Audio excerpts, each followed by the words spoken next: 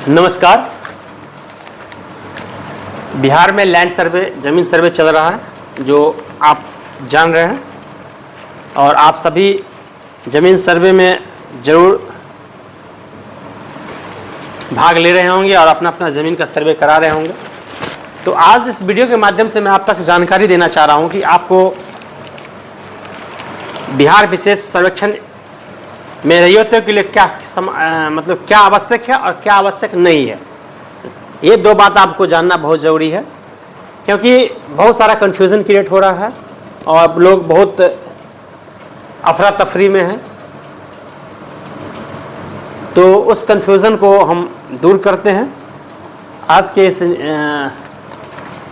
Newspaper में ये निकला है कि क्या आवश्यक है और क्या आवश्यक नहीं है। तो जो आवश्यक है उसी पे आपको काम करना है, जो आवश्यक नहीं है उस पर आपको बिल्कुल ध्यान नहीं देना है। बिल्कुल ध्यान नहीं देना है तो नहीं देना है। आप पैनिक मत होइएगा। आपके लिए जो आवश्यक है वो मैं आपको बता दे रहा हूँ और जो आवश्यक नहीं है वो भी बता दे रहा हूँ, क्योंकि दोनों चीज़ आपके सामने से गुजर रहा है और आपको लग रहा है कि जो आवश्यक नहीं है वो भी आवश्यक है और जो आवश्यक है वो तो आवश्यक है ही। तो आपको बहुत ज़्यादा घबराने की आवश्यकता नहीं है, बस इस वीडियो को पूरा देख लेना है और देख लीजिएगा तो आपको पूरी बात समझ में आ जाएगा। चैनल पे नए हैं तो चैनल को सब्सक्राइब कर लीजिए और बेल आइकन का बटन दबा दीजिए, साथ में ऑल पे भी क्लिक कर दीजिए। और अगर फेसबुक पर देख रहे हैं तो ज़्यादा फॉलो करिए और ज़्यादा से ज़्यादा लाइक करिए। बस छोटी सी गुजारिश है, इसको ज़रूर आप करेंगे, ज़रूर कर लीजिएगा।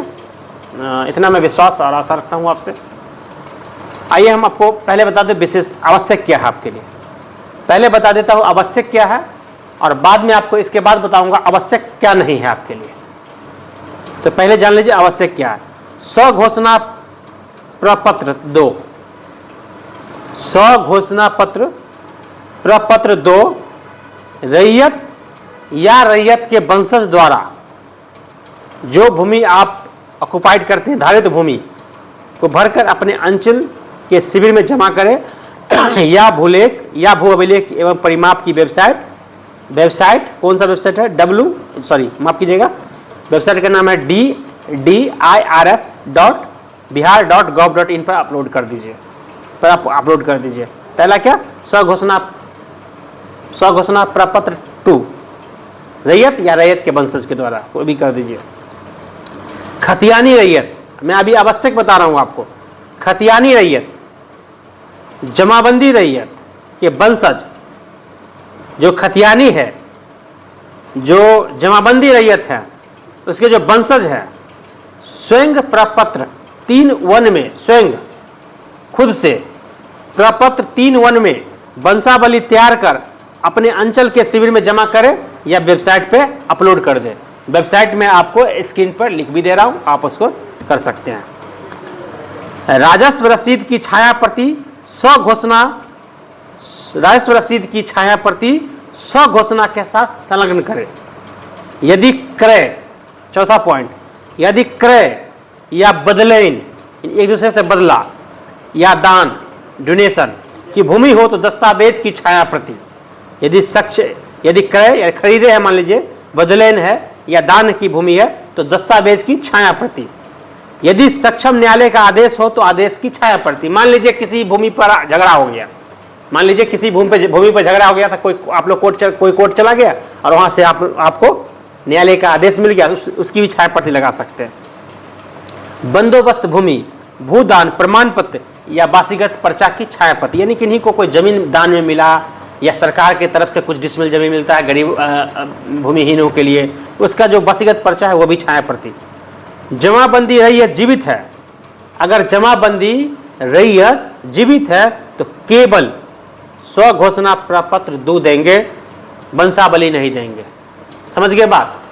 यानी अगर खुद रैयत जिंदा है, जीवित है, लाइव कर रहे हैं तो केवल स्वघोषणा पत्र देना है उनको प्रपत्र 2 में भर के, उसमें वंशावली की बिल्कुल आवश्यकता नहीं। ये 7 पॉइंट था जो आपके लिए आवश्यक था। 7 पॉइंट ये जो था आपके लिए आवश्यक था, यानी नेसेसरी था। अब आवश्यक क्या नहीं है, इस पर मैं आपको बता दूं कि आवश्यक क्या नहीं है, क्या आवश्यक नहीं है।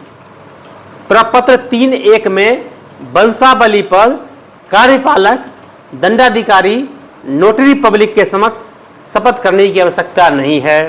यानी जब हम आपको यहाँ बता रहे थे, दूसरा पॉइंट बता रहे थे आवश्यक में, खतियानी रैयत जमाबंदी रैयत के वंशज स्वयं प्रपत्र 3(1) में वंशावली तैयार कर अपने अंचल में यानी स्वयं वंशावली करना है, न कि कार्यपालक पदाधिकारी या नोटरी से आपको शपथ पत्र की आवश्यकता है।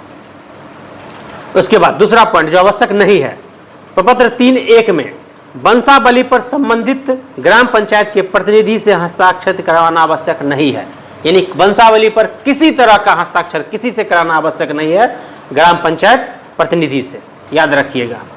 तीसरा पॉइंट जो आवश्यक नहीं है, अभी मैं आवश्यक नहीं उसकी बात कर रहा हूं, खतियान के सच्ची प्रतिलिपि की आवश्यकता नहीं है। एकदम जो हम ढूंढते फिर रहे हैं खतियान का जो ओरिजिनल सर्टिफिकेट, ओरिजिनल पेपर कहाँ है, वो ढूंढने की आवश्यकता नहीं है, उसकी आवश्यकता नहीं है। चौथा पॉइंट, किस्तवार प्रक्रम में अपने भूखंड पर आपकी उपस्थिति अनिवार्य नहीं है। अगर आप स्वयं या आपका कोई विश्वस्त प्रतिनिधि जमीन पर उपस्थित रहता है तो सर्वे कर्मी को पहचानने में सुविधा होगा। अब एक बात और है कि जब सर्वे करने आएगा तो आपको अपने जमीन पे खड़ा रहना है, ये आवश्यक नहीं है। ये एकदम नहीं है कि आप अपने जमीन पर खड़ा नहीं रहिएगा तो आपका जमीन किसी और का हो जाएगा या वो सर्वे करेगा ही नहीं, ऐसा नहीं है। आप अपने जमीन पर खड़ा है नहीं उससे मतलब नहीं है, लेकिन अगर आप खड़ा होंगे तो सर्वे करने वाले सर्वेयर जो होंगे उनको थोड़ा सी सहूलियत होगा, बस बात यही है। ये आवश्यक नहीं है कि आपको खड़ा रहना है। पांचवा, राजस्व रसीद की अद्यतन या ऑनलाइन प्रति आवश्यक नहीं है। अभी जो हम करंट लैंड रिसिप्ट कह रहे हैं कि करंट लैंड रिसिप्ट चाहिए, नहीं, अद्यतन रसीद की कोई आवश्यकता नहीं है, या कंप्यूटराइज रसीद की कोई आवश्यकता नहीं। अगर आपके पास पुराना से पुराना उसको भी लगा दीजिए, कोई दिक्कत नहीं है।